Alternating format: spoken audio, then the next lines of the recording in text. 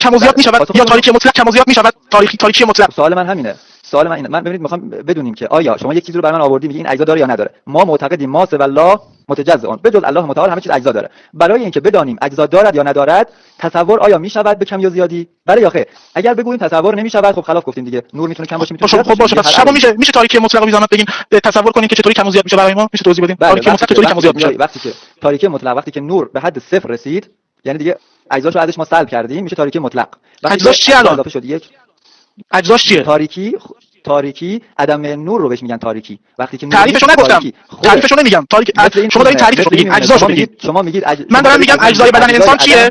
من دارم میگم اجزای بدن انسان چیه؟ شما میگی که مثلا دست تعریفش اینه که دارین تعریف دستو میگید. من اینو نمیخوام. شما تعریف تاریکی رو بگید. شما تعریف تاریکی دارین میگید. اجزاشو بگین. تعریف بله گوش بدید. تاریکی یک شی نیست ما براش اجزا متصور بشیم. آفرین.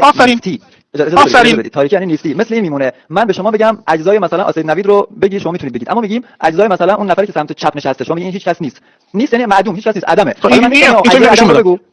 خب حالا من نمیتونم بگم اجزای آدم رو بگو. شما ببین شما نه آدم نیست. شما ببین شما چی گفتین؟ شما گفتین که هر آنچه که مخلوق است اجزا دارد. شما الان تعریفتون این بود. گفتید هر آنچه که مخلوق است اجزا دارد. تاریکی مخلوق است یا خالق مخلوق است؟ اگر مخلوق است اجزای آن چه است؟ توضیح دهید. اگر اجزا ندارد پس همونطور که تاریکی رو می‌بینید همونطور هم اون رو می‌تونید ببینید. نه اگر نمیشه تاریکی حتما مخلوق اجزا داره. بی زحمت بگین اجزاش چیه ما بدونیم اجزای تاریکی چیه.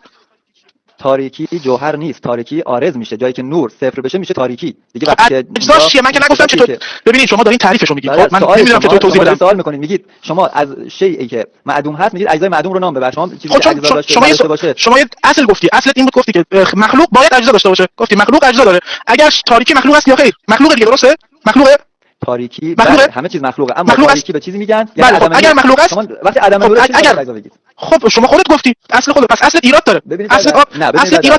اصل ایراد داره. اگر نداشت تاریکی پس باید اجزا می‌داشت. اگر نداشت شما گفتید مخلوق اجزا داره پس تاریکی هم باید اجزا داشته باشه. بگین اجزاش چیه؟ تاریکی یعنی نبود نور، چیزی که نیست. شما دنبال چی دارید می‌گردید؟ این تعریفش چه؟ شیء و جوهر نیست. تاریکی شیء و جوهر نیست. برادر این تعریفش نیست. ما دنبال اجزا باشیم. شما یه اصل دارید. من تو شما دارین اشیا، شما دارین یه توضیح میدین. اینو نگفتی. گفتی که مخلوق اجزا دارد. اینو گفتی، من اینو شنیدم. گفتی مخلوق اجزا دارد. حالا اشیا شد. حالا شما گفتین که اشیا با مخلوق فرق نداره. كل شيء ما سوى الله مخلوق وهو على كل شيء قدير. درست. وهو على كل شيء قدير. درسته؟ یعنی خدا بر هر چیزی تواناست. درسته؟ شما اون وقت چی گفتین که خدا نمیتونه خودش نشون بده. اینجا صفت نمیتواند به خدا آورده. این یعنی چی؟ خب از این یه لحظه من اینو بگم بعد اجازه بدید من حرفمو بزنم. یه لحظه بی زحمت یه لحظه اجازه بدید لطفا. شما الان بحثو کشیدین تا اینجا. خب اول یه اصلی برای مردم آوردین. من خیلی خودم کنجکاوم اینو بدونم. خب چون خیلی شوکه شدم. شما گفتی که مخلوق اجزا دارد. تعریف داره. در واقع جمع جزء. چه جزئی؟ یعنی همه جزءها مخلوق، هر مخلوقی جزء داره. خب اگر جزء داره هر مخلوقی، تاریکی مخلوق است. من شما وقتی پرسیدم گفتم تاریکی جزءش چیه، اجزاش چیه، شما گفتی که تاریکی به عدم نور میگویند، به نبود نور میگویند. خب این که تعریفش بود. مثلا داری میگی آقا تعریف کاتالیزر چیه؟ شما داری تعریف کاتالیزر رو داری میگی. من این تعریفو نمیخوام. مثال دارم میزنم. تعریف نمیخوام. اجزاشو بگو. اجزای تاریکی که در واقع مخلوق است، شما اجزاشو بگو. چون گفتی هر مخلوقی اجزا داره. اگر مخلوق اجزا داره، اجزا اگر داره تاریکی پس بگین برای ما. چون تاریکی هم مخلوق است. عرض کردم تاریکی صفتیه که عارض میشه، نبود نور رو میگن و این رو ما میتونیم جزء مثلا معقولات بیاریم، معقولات ثانی میتونیم داره مطرح کنیم. بله بفرمایید. مثلا اینکه ما گفتیم هر آنچه که قابلیت کم و زیاد داشته باشه اونو بهش میگیم اجزا داره دیگه، چیز طبیعیه. حالا نور میشه کم. اینو نگفتین. ببین اینو نگفتین شما. الان هر دفعه دارین تعریفای خودتون رو یه چیز دیگه میگین، من متوجه نمیشم. شما اول گفت شما الان دارین میگین هر آنچه که کم و زیاد بشه بعد اجزا داره. خب اول این الان اینو دارین. اون وقت گفتی که هر آنچه که مخلوق است اجزا داره. این دو تا چه ربطی به هم دیگه دارن؟ هر آنچه که مخلوق است اجزا دارد، هر آنچه که کم و زیاد میشود اجزا دارد. این دو تا چه ربطی به هم دارن؟ بفرمایید. اجازه بدید.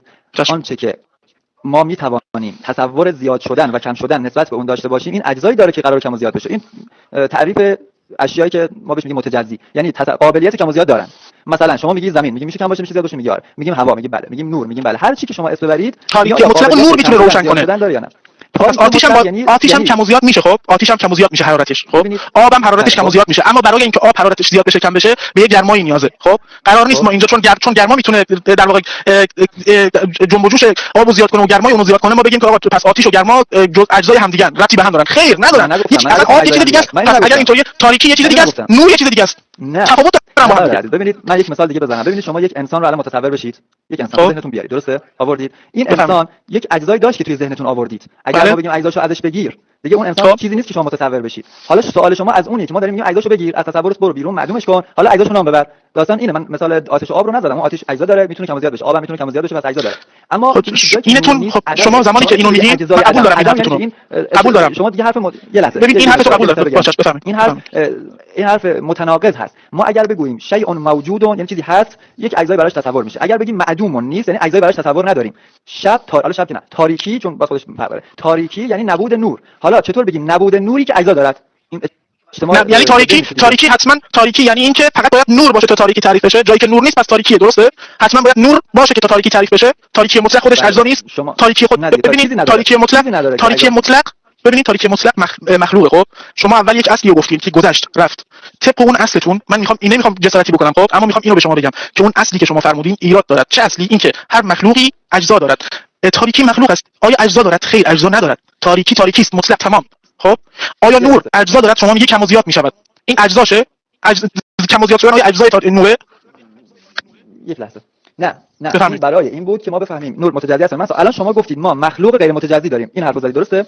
من مخلوق چی داریم؟ غیر متجزی؟ یعنی مخلوقی که اجزا نداره. چنین چیزی ما داریم؟ خب من از شما دارم میپرسم. شما برای من الزام نیارید. من خودم تای الزام آوردم. شما دارید من از شما اول باید توجیه کنید. شما اول اصل خودتون رو توجیه کنید. با هم جلو بریم. اصل خودتون توجیه کنید بریم جلو. الان از نظر ما آنچه که مخلوق است اجزایی دارد. آیا با من موافقی بریم جلو یا مخالفید؟ باش سرش بحث کنیم. نه شما اینو گفتید، منم یه شبهه وارد کردم بهتون. گفتم اگر اینطور است، اگر اینطور است تاریکی آیا اجزا دارد؟ شما تعریف تاریکی گفتی که تعریف تاریکی مثلا عدم نور رو میگن تعریف تاریکی یعنی تاریکی. خب این که تعریف تاریکی بود، من تعریفش رو نخواستم، گفتم اجزاش چیه؟ گفتی نور. خب نور چه ربطی به تاریکی داشت؟ اینجا اجزاش مگه نور یه چیز دیگه است، تاریکی یه چیز دیگه است. خب مثلا جایی که گرما نباشه سرده، جایی که سرما نباشه گرمه. این ربطی به هم دیگه داره؟ این گرما مخلوقه، سرما مخلوقه. آیا خدا میتونه گرما رو خلق کنه، سرما رو خلق نکنه؟ و هو علی کل شیء قدیر. بله میتونه. خب میتونه عدم بذاره به قول خودتون. آیا اینجا خدا میتونست نور بذاره اما تاریکی نذاره؟ میتونست یا نمیتونست؟ از نظر عقل ما میگیم عقل ما نمیتونست، اما خدا و هو علی کل شیء قدیر اینجا رو میتونست. به صفتش ایرادی وارد نمیشه اینجا. به خاطر همین میتونست. الان من پاسخ بدم. بفهمید این که میگید و هو علی کل شیء قدیر، این که یک چیز محال است، ربطی نداره ما بخوایم خداوند رو به عجز توصیف کنیم. این قابلیت من عجز توصیف آیا به عجز توصیف کردم؟ نه من دارم جواب خودم رو میگم. شما به من میگید اگر این رو من بگویم لازمه اش این است که خدا رو به عجز توصیف کردم. میگم نه، چیزی که محال است که انه بگویم مثلا ابن حزم میاد میگه که اگر خداوند نتواند برای خودش فرزندی قرار بده این به عجز توصیف میشه. یا مثلا اون یکی میاد میگه اگر خدا میتونه سنگ اینا تناقض داره، چون خدا میگه قل هو الله احد الله الصمد لم یلد ولم یولد ولم یکن له کفوا احد. اینجا تناقض داره با آیات صحیح قرآن. اما آنچه که من گفتم عدم وجود نور میشه تاریکی، گفتم آیا خلق نکردن تاریکی خداوند میتواند؟ من این سوال کردم. آقا سید نبی جان، بله من بحث من بذارم بحثم تکمیل بشه. الان این استدلال منه دیگه. همونطوری که شما میگید تناقض عقلیه و به عنوان مثال من به شما میگویم میشود یک چیز هم نباشد هم باشد، شما میگید نه عقلا محاله، درسته؟ حالا ما بگیم آقا آیا خداوند میتونه یک کار محال رو انجام بده؟ میگیم آقا خدا که به عجز وصل نمیشه، اما یک شیئی که هم باشه هم نباشه قابلیت نداره که وجود داشته باشه، که معلومه. ما چطور بگیم هم نباشه هم باشه؟ اون مشکل از قابلیت اون شیئه، نه مشکل از خداوند. حالا چه بحث اون تعریف داره. خب اون خداوند میتواند. بذار من حرفم تکمیل نشد. بفرمایید. بله بفرمایید. شما حرفتون چی بود؟ شما حرفتون این بود که خداوند میتواند خیش را به ما نشان دهد. کل قضیه اینه دیگه. و من حالا از اون اصل بگذریم دیگه. و امر محال قابلیت چی؟ مشکل از اون چیزی گفتی من صداتون نداشتم. میگم حالا از اون اصل بگذریم. این بحثمون الان اینه. خب یعنی من به شما گفتم چون رؤیت رو برای خدا ثابت دانستید، متعلق رؤیت داشتن اجزاست و هر چی که اجزا داشته باشه الزاما مخلوقه. ما تو اینی شما اشکال کردی، گفتی که نه ما میتوان چیزی را مثلا مخلوق باشه اجزا نداشته باشه. من اینو نگفتم، نه اینو تو من نذار. من گفتم شما این در واقع مدعی بودین، شما ادعا کردین در مورد این مسئله اصل آوردین. بنده فقط یه شبهه وارد کردم که شما پاسخ بدین به ما که آیا تاریکی که مطلق است آیا اجزایی داره؟ تاریکی شما با نور دارین قاطی میکنین. این دو تا با هم متفاوتن. تاریکی هم مطلق، نور هم مطلقه. شما فقط اجزای تاریکی رو باید به من میگفتی. شما یه چیز دیگه گفتی یا چیزی جای دیگه. شما باید اینو میگفتی. تاریکی عدم روشناییه. خب و مثل این میمونه من به شما بگم انسان اجزا داره، شما میگی بله، بعد بگم که آقا مثلا نبود انسان هم اجزا داره، خداوند خالق نبود انسان هم هست. میگه آقا یعنی چی که خداوند خالق نبود فرق دارد؟ تاریکی ببین الان تاریکی مطلق وجود دارد. خب مثلا فضا تاریکی مطلقه. خب درسته، جاهایی هست که در فضا کلا تاریکی مطلقه. آیا اونجا ما باید حتما نور باشه تا تاریکی رو تعریف کنیم؟ تا حتما نور باید باشه تا تاریکی مطلق تعریف کنیم؟ ما تاریکی رو آیا تعریف تاریکی و نور یکی است؟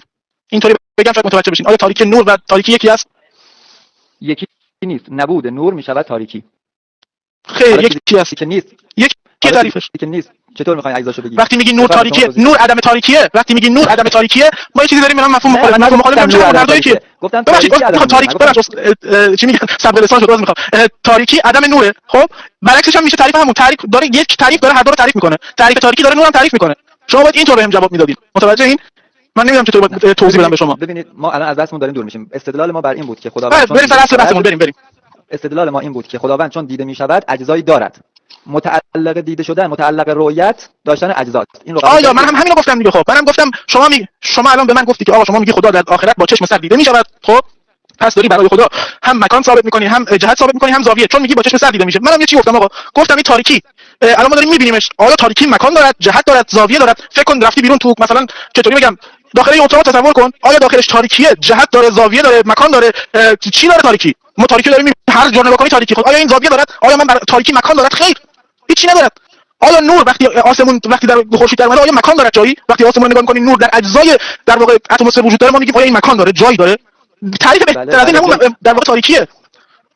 شما اول در ما تاریکی جواب بده. بگو آیا تاریکی مطلق که ما می‌بینیمش جهت، زاویه، مکان دارد یا خیر؟ بله خیر.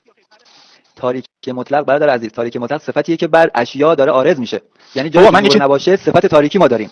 شما من چیز دیگه آقا باشه این الان چشماتون رو ببندین فکر کنین الان تاریکیه. خب تاریکی الان آیا شما الان در زاویه و مکان و جهت خاصی داری می‌بینی؟ تاریکیه دیگه، تاریکیه. براش مکان قائل شدی خیر، براش جهت قائل شدی خیر، براش زاویه قائل شدی خیر. دلیلش با چشم سر دیدی؟ این میشه ندیدن. تاریکی خب حالا چشماتو رو ببند میشه ندیدن. حالا باز کن در تاریکی، حالا باز کن چشماتو در تاریکی مطلق بیست. بگو برای من جهت، زاویه، مکان تاریکی چیه؟ شما الان اینو باید بگی بهم. بگو جهت، زاویه، مکان تاریکی چیه؟ صفتیه که عارض میشه. برادر تاریکی صفتیه که عارض میشه. هر چی باشه، صفتیه که عارض میشه. هر چی باشه بالاخره با چشم سر دیده میشود یا خیر؟ یعنی با چشم سر دیده میشود. چشم ما نبود نور رو تاریک میبینه. چشم بالاخره با چشم سر نور رو تاریک میبینه. خب بالاخره تاریک میبینه. آقا اون تاریکی که داری، اون تاریکی که شما داری میگی میبینه، آیا اون تاریک مکان، زاویه، جهت دارد؟ خیر. آیا دارد یا خیر؟ اینو بگین. ها دارد یا خیر؟ اینو بگین. صفت یک شیء. صفت همه چیز صفته. همه چیز ممکنه صفت باشه یا اسم. ببینید درسته؟ این یکی مشکیه. درسته؟ خب شما فرض کنید توی اتاق رفتید، لامپ روشن، اینو داری می‌بینی. الان اینجاست، الان لامپ خاموش میشه، همه جا تاریک میشه. شما این رو دیگه نمیتونی ببینی. نه اینکه بگی آقا تاریکی کجاست، تاریکی کدوم جهته. این فرق داره. نه این جسمه، این جسمه. نه این جسمه برادر. این جسم شیء، این جهت داره، زاویه داره، مکان داره. این مشخصه چیه؟ شما اینو داری با تاریکی یکی می‌کنی. تاریکی نه جهت دارد، نه زاویه دارد، نه مکان دارد. من یه چیزی دارم از شما میپرسم. شما گفتی آقا با چشم سر خدا رو دیدن، حتما 100% هر چیزی که با چشم سر می‌بینی جهت، زاویه، مکان برای اون ناخواسته قائل میشی. من دارم سوال میپرسم، میگم برای تاریکی آیا ناخواسته ما جهت، زاویه، مکان قائل میشیم یا نمیشیم؟ شما میری میگی صفت، اسم چیه، مفعول، چه فاعل، فعل جهد، اینا رو بیخیال. بگو آقا این آیا جهت، مکان، زمان دارد یا خیر؟ همینو بس. دارد آیا فقط بله خیر؟ دارد یا خیر؟ من برای شما توضیح دادم برادر. تاریک فقط میشه اینو خدا جواب بدید. من کلام داره میترکه به خدا. باشه عدم وجود نور رو میگم. فقط بگین آیا این رو تکمیل کنم. باشه بفرمایید. باشه حالا خیلی زیاد روی کردم. شما خیلی صبوری کردید. ببینید ما به عنوان مثال یک معقولات ثانی داریم. اینا من میگم که دوستان بهتر متوجه بشن، خودتون هم قطعا میدونید ان شاء الله. چیزایی که توی تحلیل عقلی میان اینا رو بهش میگن معقول ثانی و اینها در خارج یک شیئی نیست که ما بتونیم اون شیء رو مثلا بگیم مثلا حدوث، مثلا امکان، وجود. اینا رو نمیتونیم مثلا بگیم که این یک شیء در خارج وجود داره. خب تاریکی نبود نوره. حالا این از کجا ما به اینجا کشیده شدیم؟ من بحثم اینه که چطور میشود شیئی که اجزا ندارد دیده شود. شما برای اینکه این حرف من رو نقض کنید دارید مثال تاریکی رو میزنید. درسته؟ میخواد بگید تاریکی یک شیء، تاریکی شیء اجزا بلا جهت بلا مکان یک شیء اجزا ندارد دیده میشه. بله آفرین. تاریکی یعنی نبود نور که برای یک شیء که دارای اجزاست این داره عارض میشه. خب بالاخره همون داره دیده میشه. داره دیده میشه. در ما در واقع اون شیء رو داریم یا میبینیم یا نمیبینیم. نبینیمش میگیم اینجا تاریک بود، ببینیمش میگیم اون شیء رو دیدیم. خب خود تاریکی خب همون دیگه. ببینیم فلسفه منطق خیلی چیز خوبیه. خب من یه چیزی هست، من در دوم دبیرستان خوندم میگفت 1 برابر است با 2 برابر است با 3 برابر است با 4، در حالی که 1 با 4 برابر نیست. ما اینجا هنگ می‌کردیم. الان حرف شما داره این همین میشه تقریبا. من دارم میگم آقا این تاریکی بالاخره داره دیده میشه با چشم سر. بالاخره داره یه چیزی هست که تاریکیه. این تاریکیه دیگه. نه جهت داره، نه زاویه داره، نه مکان داره. شما میگی این عدم نور. آقا شما چرا متوجه نمیشی این عدم نوره؟ بالاخره شما داری اینو می‌بینی. این مخلوقه. آیا خدا باید مخلوق باشه که دیده بشه؟ شما می‌خوای اینو بگی. منم میگم آقا این چیزی که از عدم داره دیده میشه به این صورت که هم زاویه نداره، هم جهت نداره، هم مکان نداره، همونطوری هم خدا میشه دید در آخرت. همین بس تمام شد. نه جهت داره، نه مکان داره، نه جا داره. یعنی چی که از عدم یعنی برای چی دیده بشه؟ نمیتونیم متوجه بشیم چون عقل شما نمیکشه، عقل ما نمیکشه. ذات خدا رو ما نمیتونیم متوجه بشیم. خدا خودش میگه، اما خدا خودش هم میگه شما میتونید منو ببینید. من کار به اون ندارم. خب خدا خودش داره میگه دیگه، میگه مؤمنان منو میبینن. مشکل همینه. خب همین ما مشکل داریم. مشکل با این داریم که شما ادعاتون اینه که خدا خودش گفته، ما این ادعا رو رد میکنیم و شما اگه با یه غیر مسلمان بحث کنید اونم نمیگه. ببینید ما به دلیل روایت شما تسلیم نیستیم، یک ملحد هم به روایت شما تسلیم نیست، لذا باید با عقل بحث بشه و ما گفتیم عقل دیدن چیزی که اجزا ندارد رو محال میدونه. شما میخواید این رو بگید ممکن است، دارید مثالی میزنید که هیچ ربطی نداره. کل اصل دیگه ربطی نداره. نه تعجب میکنم به خدا. مردم عزیز ایران توجه داشته باشین. حالا من حرفم مردم عزیز ببینیم، ایشون میگن که برادر عزیزم میگن که شما خدا رو میگین در قیامت میشود دید. این یعنی برای خدا مکان، جهت و در واقع زاویه قرار دادن، در حالی که ما میگیم خیر، اینطور نیست، اصلا اینطور نیست. همونطور که ما تاریکی رو وقتی میبینیم اصلا نمیدونیم چیه، نمیتونیم براش زاویه قرار بدیم، نمیتونیم جهت قرار بدیم، نه هیچی، همونطور هم برای این مسئله نمیتونیم جهت و مکان قرار بدیم چون نمیدونیم. خب ان شاء الله صداهایی داره میاد بالاخره. خب ان شاء الله حالا فردا ان شاء الله مفصل در مورد این صحبت می‌کنیم. دیر شد، برای نماز صبح ما بیدار بشیم. به خدا پدرمون در میاد. صدایی که گفتی داره میاد، گفتی صدا میاد، برای من داره میاد که صدا خشخش داغون هستن. ببین من مشکل ندارم. خب هر لحظه که شما بخواید برید، من میگم گفتم ما دوست داریم بس دوستانه پیش بره و بدون جدال. هر لحظه که شما بگید میخواید تشریف ببرید و ادامهش رو جلسه دوم این ببین آقا این اتفاق همیشه میفته. خب این اتفاق همیشه میفته، شما ناراحت نشو. این اتفاق وقتی بحث می‌کنیم با هم بحث کنیم، من سنی شما چیه، خب با هم داریم میخندیم، هم صحبت می‌کنیم، هم داریم هرچی داریم صحبت می‌کنیم دیگه. این اتفاق وقتی یکم میره جلو میفته. این دلیل نمیشه ما بخوایم مثلا با هم رو دعوا کنیم، من نخوام جواب پیام شما رو بدم، بخوام تو بالا قوس بذارم تا چه بالا. این اتفاق توی بحث و مباحثه اینا میفته. این ایرادی نداره به نظر من. البته شما نمی‌دونم، من که اصلا لذت می‌برم.